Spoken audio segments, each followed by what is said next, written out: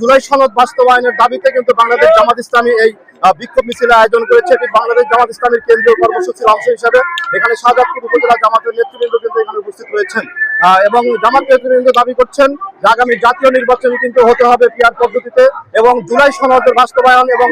সংস্কার সহ level playing field সহ প্রায় 5 দফা কর্মসূচি রয়েছে বাংলাদেশ জামাত ইসলামীর এই দাবিতে এবং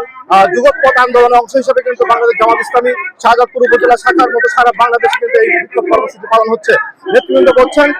শাহজাদপুরের জামাতের নেতৃবৃন্দ বলছেন যে শাহজাদপুর উপজেলা অতীতের যে কোনো সময়ের চেয়ে বাংলাদেশ জামাত ইসলামী শাহজাদপুর উপজেলা একটি দুর্বৃত্ত একটি ঘাঁটি হিসেবে পরিণত হয়েছে। জামাত ইসলামী শাহজাদপুর উপজেলা আগামী নির্বাচনে দাঁড়িপাল্লা প্রতীককে বিজয়ী করার জন্য কিন্তু বাংলাদেশ জামাত ইসলামী নেতৃবৃন্দ আশাবাদ